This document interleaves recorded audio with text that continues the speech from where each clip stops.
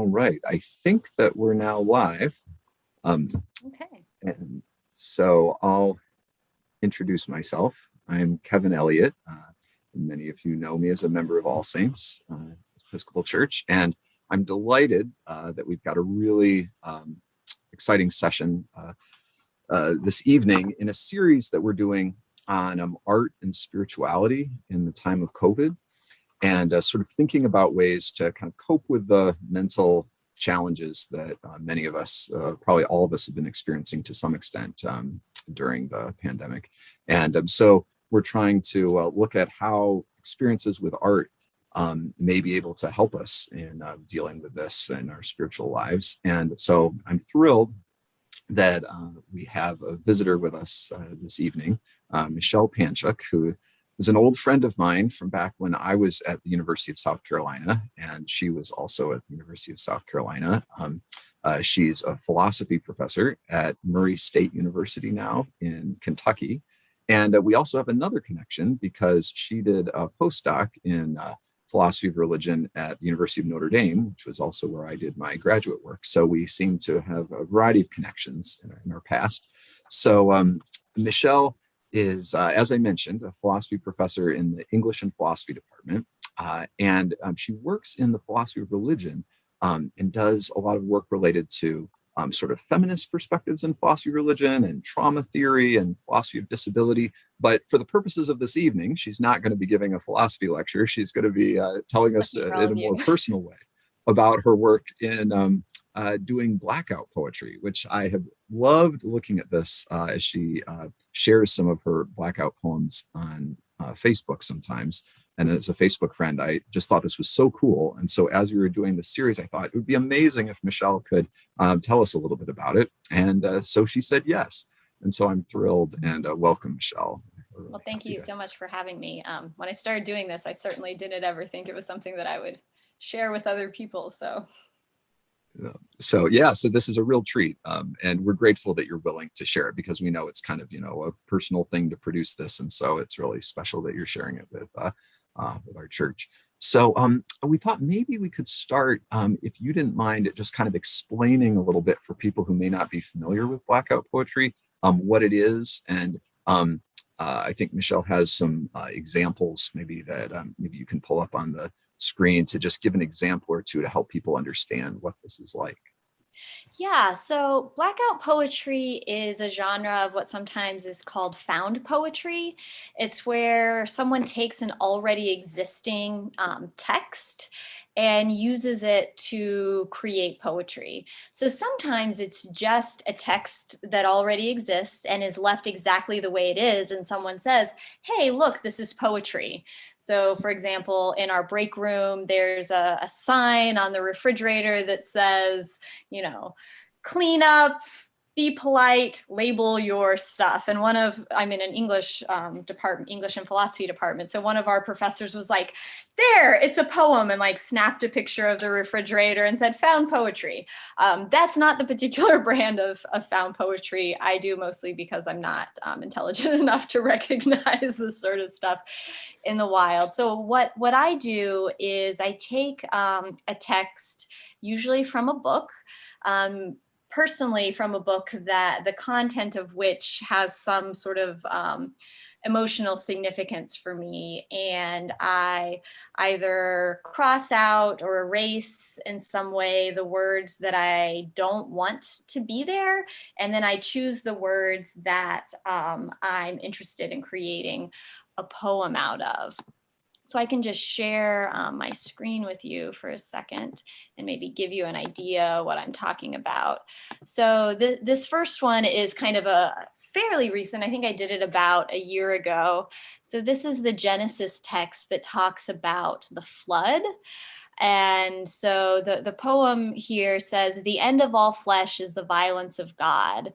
And I kind of have a contra waves theme because of the flood and so forth. So this is like one way that found poetry could look.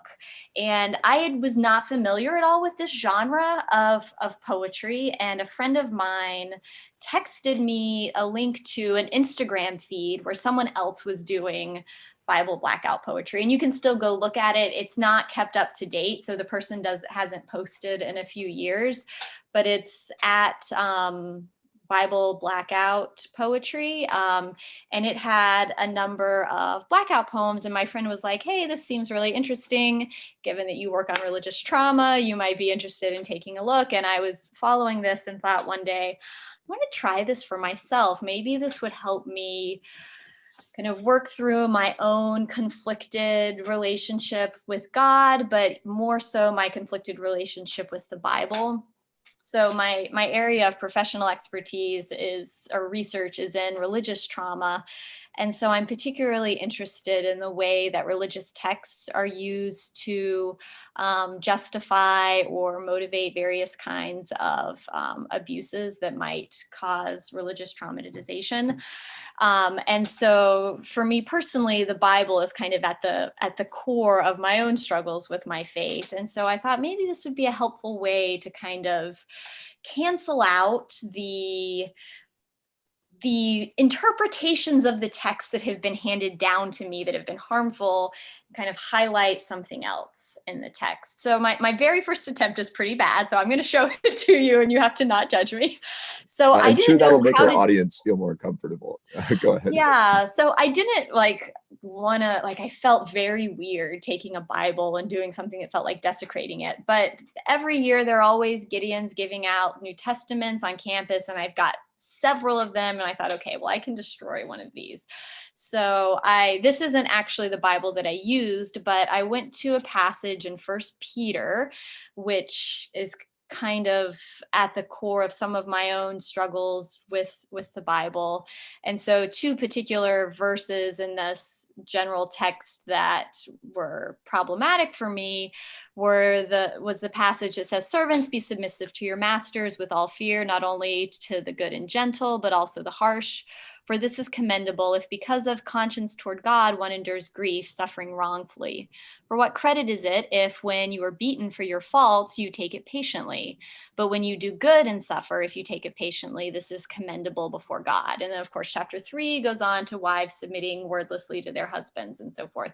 So I went to that passage in my little Gideon New Testament and made this incredibly clunky first attempt at a blackout poem.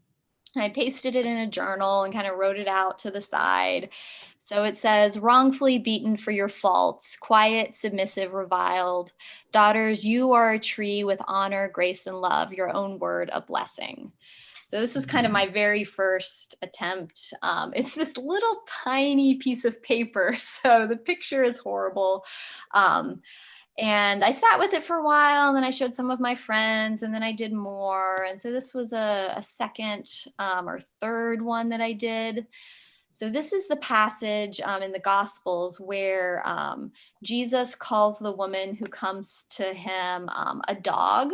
And she says, yes, Lord, but even the dogs under the table eat the crumbs, that fall from the master's table. And so I made this into, behold, woman, speak bitterly, prophesy blasphemously, picking up on a theme in some work by Marilyn McCord Adams, where she argues that blasphemy, that is, speaking in a way that's not considered religiously acceptable about God when dominant religious forces have spoken falsely about God, is actually an act of worship. So I was kind of picking up on this Wow, theme. that's really meaningful.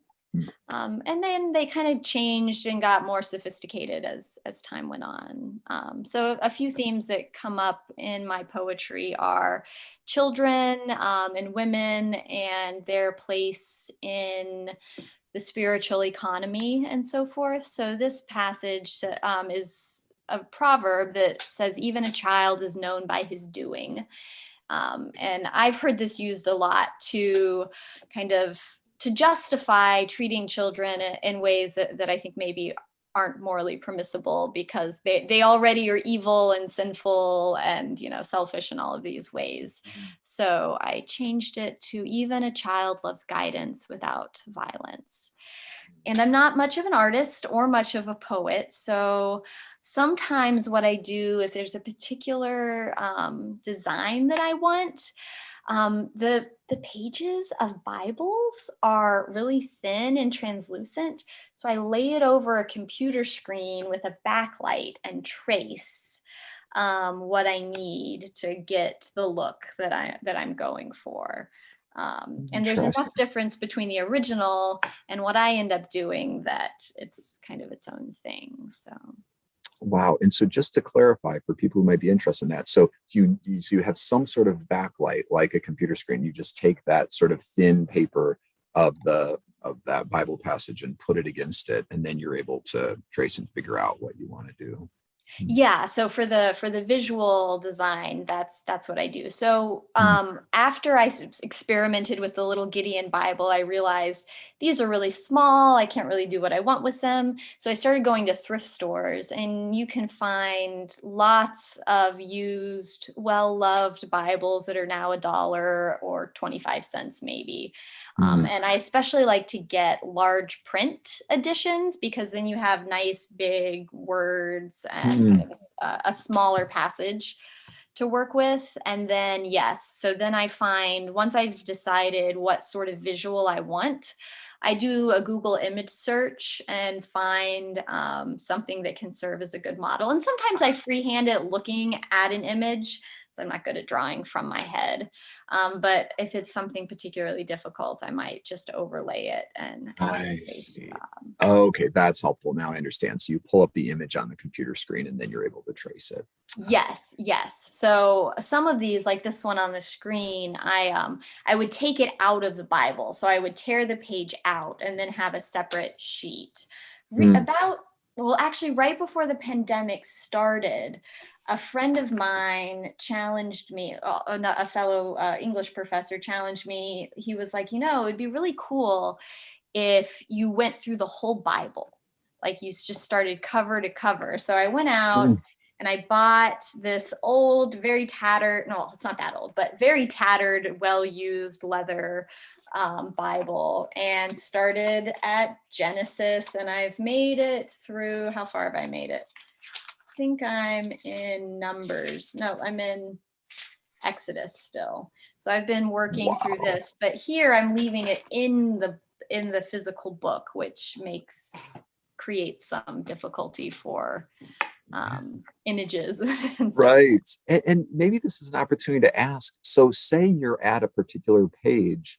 Well, actually, I don't know if you'd like to sort of talk about this, if this would provide an example. I'm just kind of curious if you sort of read the page and then ideas come to you about what kind of a poem you might create, or whether you have an idea for a poem and then you look for a particular place in the text, or sort of how you end up approaching that with what you So do. the early poems, the ones back here, were a little bit different than going through the Bible, because going through the Bible, I just have whatever text is on the next page.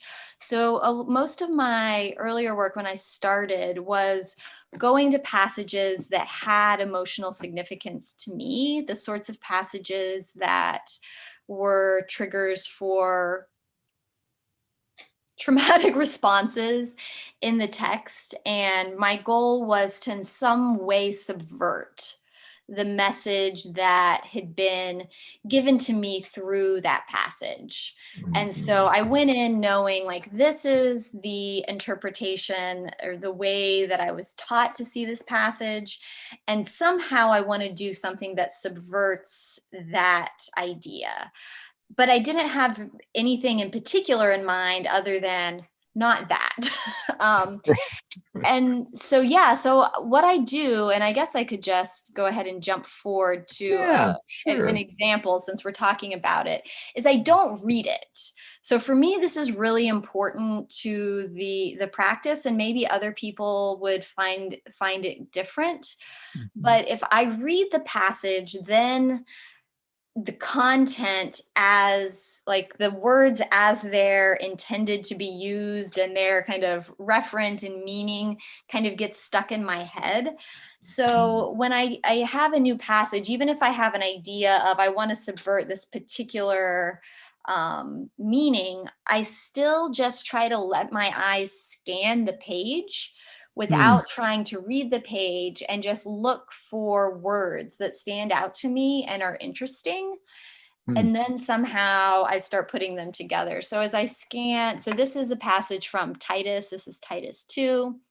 And so what I would do is I would say, okay, this is a passage about older women teaching younger women to be submissive. I want to like subvert this idea that women are inherently this particular submissive, quiet way, and men are inherently this other way.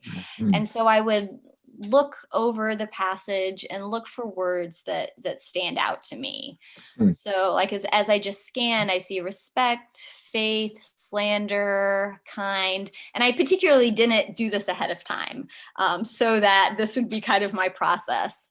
Encourage, example, condemn, shame. And so sometimes I don't take the word as it is. I take a part of the word. So there's the word at the end of this section that starts with verse 6. There's the word ashamed, but I like the noun shame better, and so that's just kind of mm, sticking out to me as shame. Trust, self, hope. And so I look at it, I scan it, I get some words that stick out to me, and then I start thinking about how those fit together in my head. mm, And mm, then I start composing a poem. And sometimes then I will go looking for I need a the, I need an of, I need a whatever. And so then I will go looking for particular words. And if I mm. can't find the word, sometimes I'll make the word out of letters that are there by like crossing out letters in between to like cobble together a word. I think I may have some examples. So in this poem, down at the bottom, I wanted set in onyx stone, and I don't even know what the original word was. Oil, oh, sweet incense. So I got rid of the W and the E and made Hmm. set out of sweet because I knew that I wanted the word. So sometimes it takes me like 5 minutes to figure out what I want to say from a passage, and sometimes I just look at it over and over again for like a week Hmm. until the words kind of stand out to me. And I hate this because I was the person who's not artistic and hated when people who are artists were like, then I just see it. And I'm like, but how? How do you see it? And I think a couple of things are happening for me. One is that it's a kind of free association with words that I'm Hmm. doing, but also I'm coming from a background where I was very, very steeped in the biblical texts. So I know them very, very well in a particular way with a particular Mhm. worldview and interpretation. So this isn't like coming to a text I've never seen before. It's coming to a document that I have large passages of memorized so Yeah. I think it's more like looking into an old friend's face and seeing something there that maybe if you were looking at it for the first time you wouldn't see. And so yeah, that's kind of how I do it. That's interesting. And just following up on that, have you done this blackout poetry at all with other texts other than the Bible? And what's been that like, or what have been your motivations in that case? Yeah, so I have and um so part of my research on religious trauma has involved doing a lot of reading about religiously motivated child abuse. Mm, I'm particularly interested in the moral status of children and their place not only in within spiritual community and religious communities, but also within our larger society. mhm, So I think a lot about children and their moral capacities and their status. And because of that, I've spent a lot of time reading religious child training manuals or guides of different kinds. And so when I come across ones that I think are particularly likely to lead parents down the wrong path at thrift stores, I often pick them up so that no one else will pick them up. And so at different times I've had stacks of, 10 or 20 of these books. And I do different things with them. Sometimes I just throw them away. But I've had, different friends who have had different relationships with these books. And so at different times, I've done particular passages from these texts for them. So I actually have one on the PowerPoint. Yeah. This is a passage where I'm afraid on the internet to name names. This is a passage where the person is particularly what was sticking out to me as particularly problematic on this page was the author says that pain is a marvelous purifier and gives particular instructions on how to grab a child at a particular place on their neck so that they would fall down in a fetal position, which seemed like a problematic thing to teach parents to do. And so this, I was talking to a friend who was going through some personal struggles with recognizing that their own upbringing had been abusive in ways that maybe they hadn't been prepared to name before. And so I turned this into a poem for them. So this is not the Bible. But I made the poem, "The Child is a Marvelous Being, a Question, a Paradox," to kind of subvert this idea that children are objects for us to shape however we want and by whatever means that we prefer. And so Wow. yeah. And it's so interesting, the way, like, so Blackout poetry seems perfect for this kind of subverting, because you actually are sort of removing chunks of text and pulling others out. And so it's like this wonderful, like, sort of like you're literally like subverting, not just figuratively subverting, in a sense. It's just very interesting.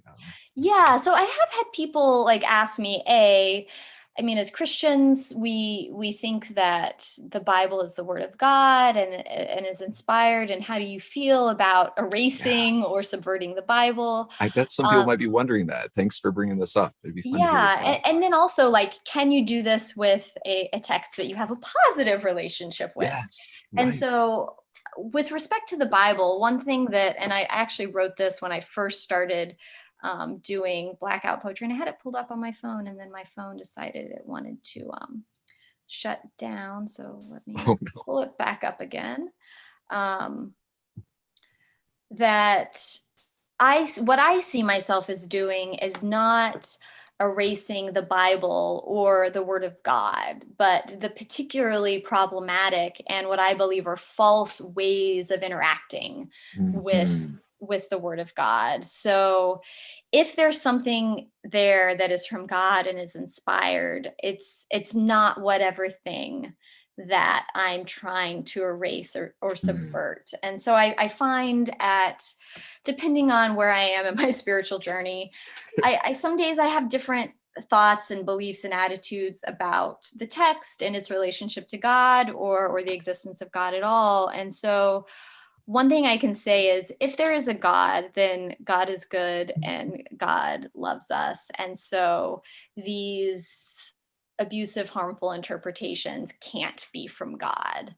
So either it's just a text like any other, or this text is from God. And if it is, it means something very different. And so, Yeah, so I that's appreciate how that. I reconcile it for myself. But I understand that some people might find it troubling. Yeah.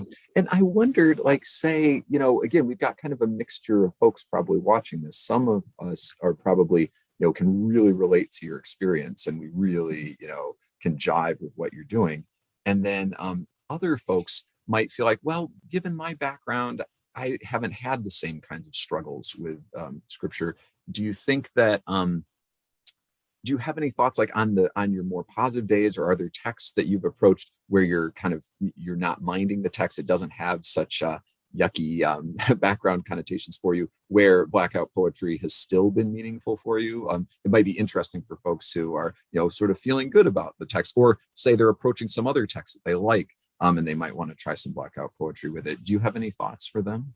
Yeah, I mean, I think that so I've seen, since I started, I've become more familiar with the genre, and I read not a huge amount, but a fair amount of other people's Blackout poetry, and most people doing interesting things in this genre are not trying to subvert meanings, are not taking texts that are deeply charged for them.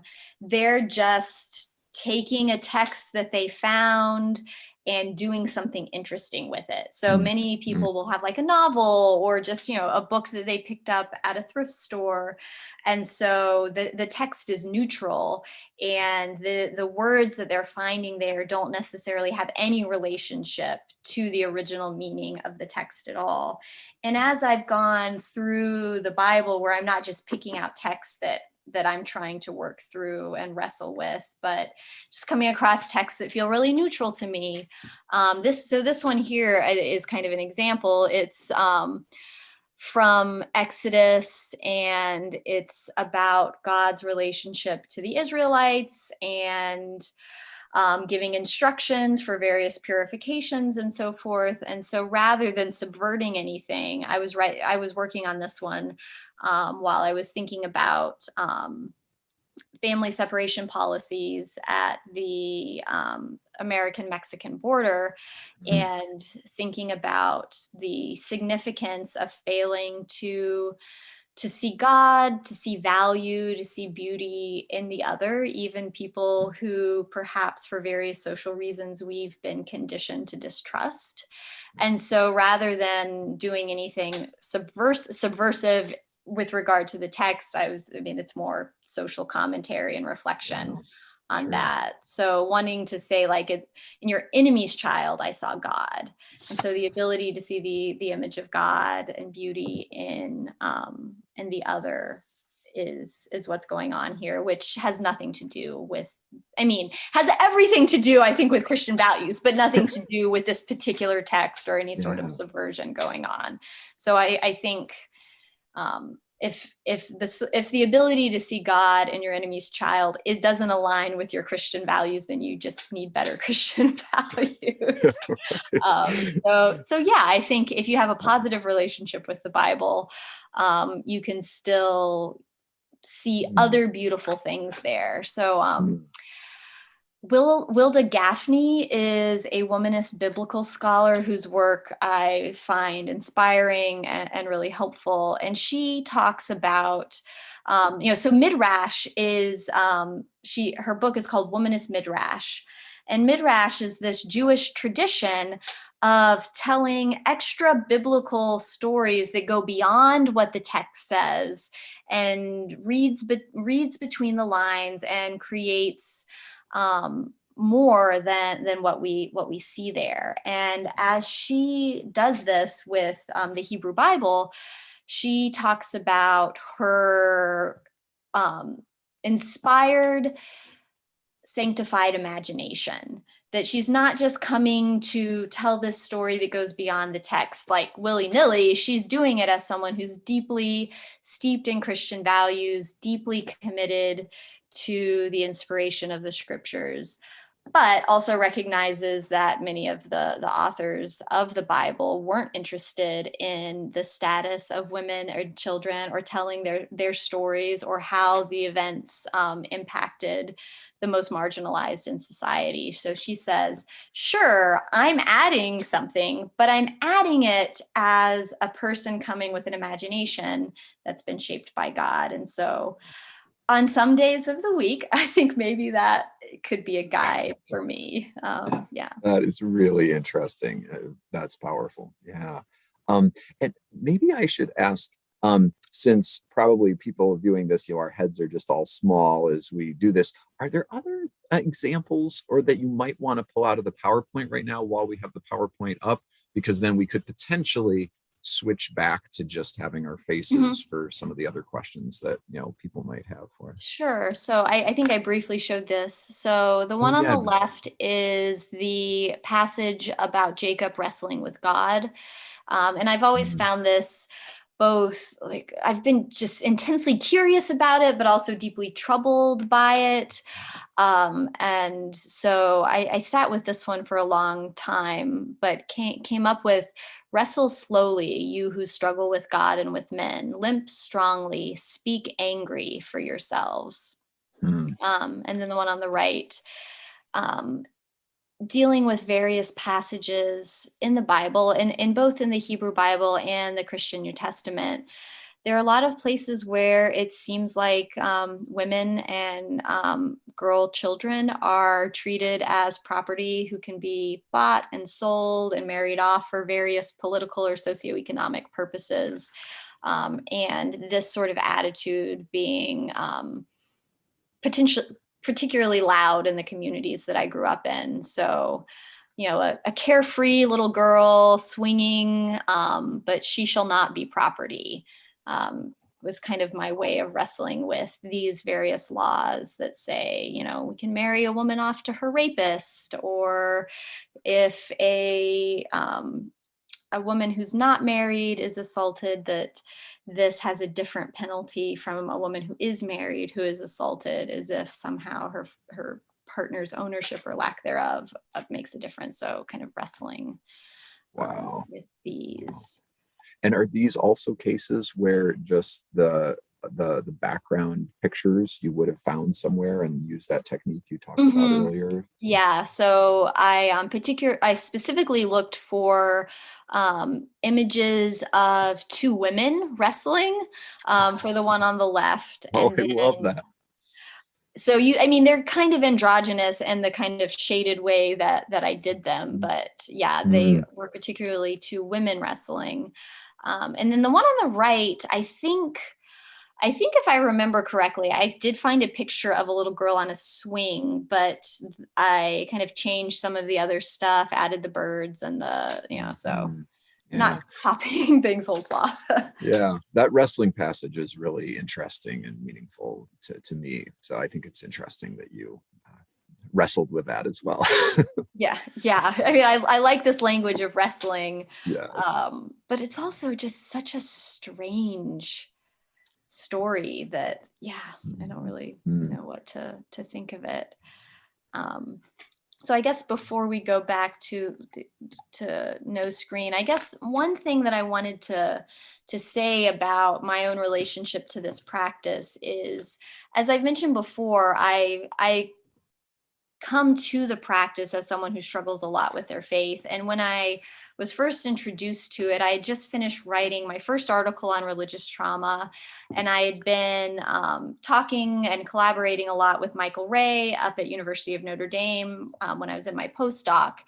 And part of how I saw this practice as fitting in to my conception of myself and my relationship with God was Michael Ray has this book on the hiddenness of God. And one of the chapters is on contending with God or protesting God. So in that passage of the book, he says this contending with God in a mode of lament or protest can be a way for someone whose relationship with God is intensely conflicted to continue participating in the relationship in a positively meaningful way.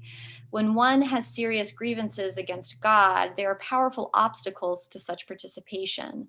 One may not want to continue the relationship. One might be emotionally incapable of more traditional modes of prayer and worship. One might be strongly inclined to make choices that are inconsistent with improving the relationship or promoting one's own recognition of its value. But often enough, lament and protest will remain accessible ways of continuing one's relationship with God and deliberately or not promoting its improvement. There are behaviors that one can engage in just by trying to do so, assuming that one has the concept of God, regardless of the state of one's confidence in God's existence, character, dispositions towards oneself. They are furthermore ways of drawing near to God despite one's own pain and despite the conflict that mars one's relationship with God. They are alternatives to abandoning one's relationship with God. And importantly, they are alternatives to abject submission, to suffering, silence, and an unintelligible divine value scheme. So part of like wrestling with, is this a legitimate way for a Christian to interact with the Yeah. Bible? Kind of, I had Ray's words kind of in the background for me, guiding that. Wow. That is really cool. I really appreciate that. And I think that there are other people at our church and others who may end up watching this who would really find that to be meaningful. So yeah, thank you for sharing that. Maybe that does kind of lead into a question that, this series, we're thinking about art and spirituality in a time of COVID during a pandemic. And so I wonder, as you were reading that, I can imagine some people probably have felt especially I don't know, or had trouble figuring out what to make of God, during times like this, or they maybe just feel kind of blank spiritually, or in general they're feeling sort of blank emotionally. And so I just wondered if you maybe wanted to sort of talk at all about that, if you think that this kind of artistic expression might be helpful for people during a time like that, or how it might have been for you during the past year and a half, if you have any reflections, again, on doing this in this particular time period. Yeah. So I said earlier before we started that I hadn't done much during the pandemic, but then I realized that the pandemic has gone on for a really long time. And it's true that I haven't done much in the past 6 months, but I did do a lot more earlier on in the pandemic. In fact, I started working through the Bible at the beginning of the pandemic, and I made it through Exodus. So I did do quite a few. Right. And yeah, I mean, I think that for many people, the pandemic has either because of isolation or because of loss and suffering that they've experienced personally or watched other people experience, that this problem of suffering, or why God allows us to suffer in these sorts of ways, or just because of isolation we are depressed and anxious in ways that impact our spirituality. I mean, we aren't these abstract spiritual entities who don't have bodies that impact our experience of God and of religious community. So for me, Blackout poetry is a way to engage with God, with my spirituality, with the biblical text, even when I don't have particularly positive things to say or pray. Which it's in many ways. So one thing that I find helpful when I don't have things to say or pray is the Book of Common Prayer, and these liturgies and prayers that people have been using for centuries. But sometimes I don't even have the positivity to be able to repeat these prayers sincerely, right? I could repeat Yeah. them, but it wouldn't really be sincere. So Blackout poetry, I feel like, gives voice to can at least give voice to some of that suffering. So sometimes I subvert passages, but I think sometimes I just emphasize the theme that's of like suffering, lament that's already there, or maybe something that seems horrific in the text that's already there, but we sometimes just let our eyes slide over and don't really take seriously. And I'm like, no, look, it says this.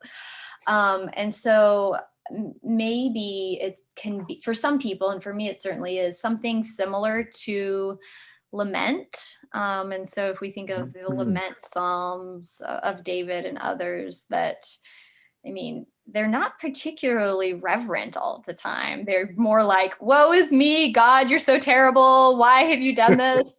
And they're very complaining. And Job, right, complains a lot. And so I think that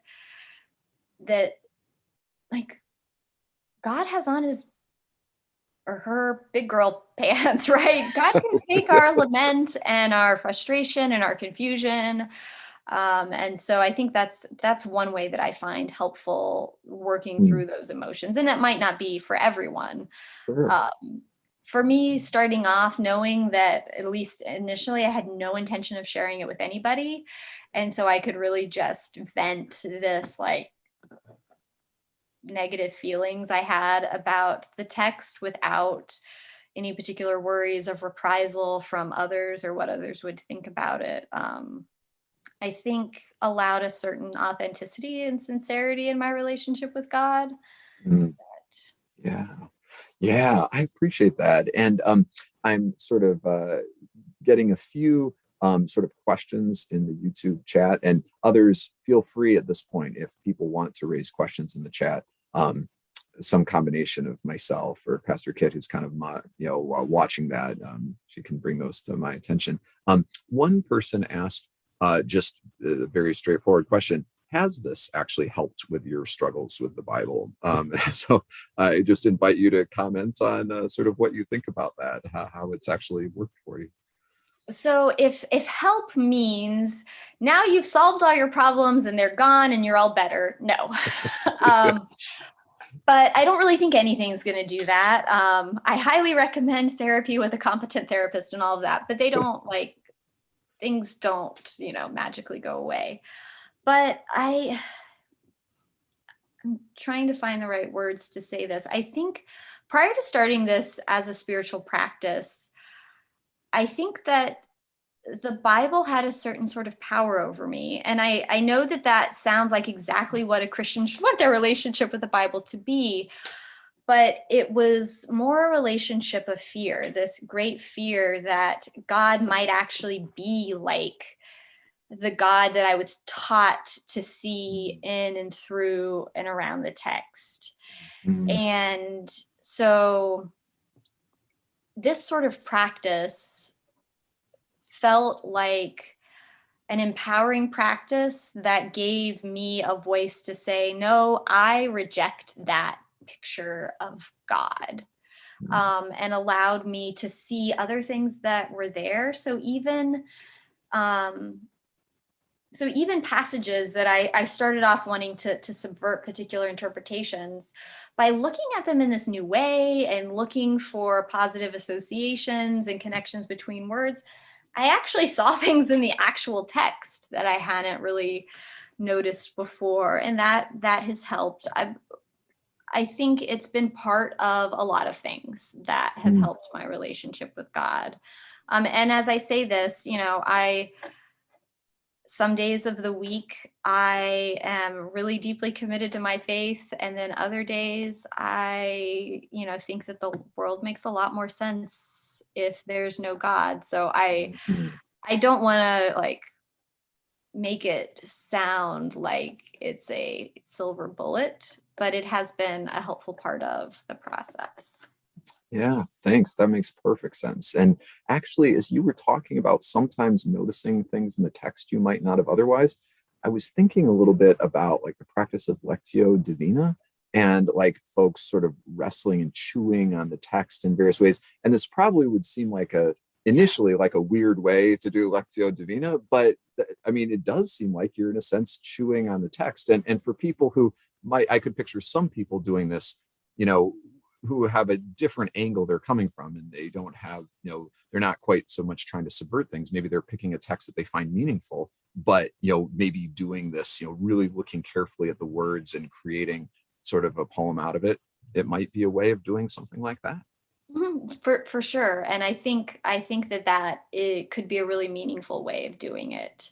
And that it's a really interesting connection you drew to Lectio to Divina, because I've been working through these things for a long time. And at one point in my journey, Lectio Divina was something that I was using and trying to find meaning in, but these passages were just so polluted for me Right. that process was not really helping me make the positive strides in my relationship with God that I wanted.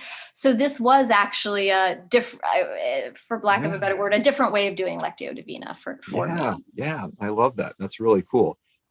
Somebody asked if you've ever considered, and maybe the answer is no, but maybe we can encourage you. Folks have wondered if you've ever considered publishing these. You said that you initially thought this was only for your consumption, but obviously people think they're pretty cool. Has that ever crossed your mind?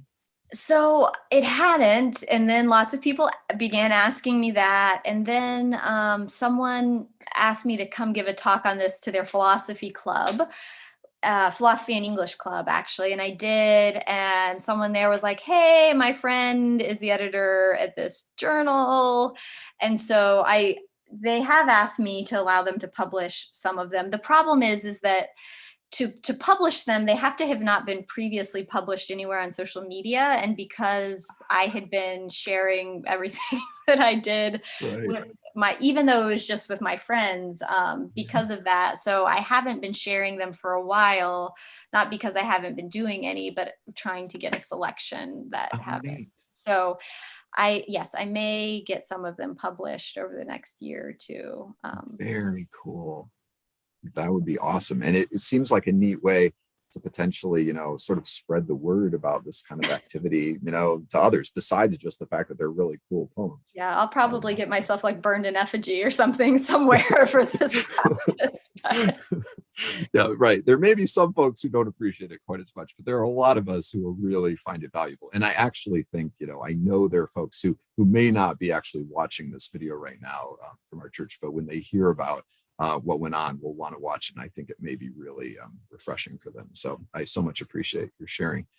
Just another question that folks might be wondering is if you do sort of traditional kinds of poetry, or if you just do this kind of blackout poetry. Do you want to share any thoughts on that? No, I don't do any other kind of poetry. And I was telling Kevin before we started, I've never thought of myself as a poet or an artist. My best friend, my college roommate, who I'm still best friends with, we used to have a sign on our door that said like the poet and the philosopher, and like that was not me. No, I don't write any other kind of poetry. And I don't really understand why this mode of poetry works for me. All I can say is that I don't always feel like I have any words. And so I find the words that are there. Yeah, cool. And actually, sort of speaking of that, for other people who feel like they are not poets, and you've touched on this a little bit, but maybe this is an opportunity to elaborate. There was a question, how could someone get started doing this? And so I don't know if you would have any advice for somebody who thought, wow, this was kind of an intriguing to hear about Michelle doing this. I want to just kind of get started and try something. Would you have any just advice on just getting started for somebody? Yeah, I mean, the only way to get started is just to do it. So the chat that I had with the philosophy and English club, they actually had printed out a bunch of texts and given them to the students in the room. And we just took 5 minutes to like, what do you find here? And I think the key, at least for me, as someone who writes a lot of non-poetry professionally, when I struggle with writer's block, I have to tell myself, write anything for 15 minutes. And if you hate it, you can throw it out when you're done. And so I would say, if you want to try it, if you want to try it with a biblical text, if you don't feel comfortable or don't have a Bible that you want to mark up, there are all of these Bible tools online. So just copy and paste a passage into a Word document and print it out. Or if you like have an iPad and you have an iPencil or something, you can do it right there on the text. And then I usually use Sharpies. That's just what I started out using. And I've experimented with a few other things. I think I had one slide that I used some colored pencils on, and I recently got some blendable markers that I've been kind of experimenting with. But you can use anything: a pen, a pencil, paint, Sharpies, markers. And just what I do usually, and what I definitely started off doing, is the words that I thought that I wanted to use as part of the poem, I would just draw a box around. And then, once I had all of the words to the poem, either using a black Sharpie to completely erase everything else, or doing a little shadow box under it to make it kind of pop out. But you could also just like draw a line through each of the words, especially if you have a ruler. You can, just like cross it out and leave the words that you want. I've seen some people do a blackout poem and then use the edge of the paper to write out the text of the poem, especially if So sometimes you want to do a poem, but the word that you want to use isn't in the right order on the page. So Mhm. sometimes, and I didn't have many like this in the PowerPoint, but sometimes I'd use like a red marker to like draw a path, the order that you're supposed to do the words in if you can't get the order that you want. So, I Yeah. mean, I think the key is just play and have fun and see what you get at the end. And you may hate it, but you may find that it's just a fun practice. And I actually started doing this with my students. When we study hermeneutical injustice, which is this notion in feminist philosophy where the conceptual resources that a community has aren't sufficient to let certain marginalized people fully understand and communicate their experience. And so we take often very misogynistic poetry, like some of John Donne's like pre-conversion work, and then like Mm. some popular music. And I give it to them and say, okay, here are these really misogynistic texts. Let's subvert like these unjust narratives. And students who've never done this before, who aren't poets, they write great stuff. So I don't think you have to be particularly talented to do it, because I don't think that like 95, that I would have just gotten 95% of my students all being brilliant by accident. So I think that it's just easy.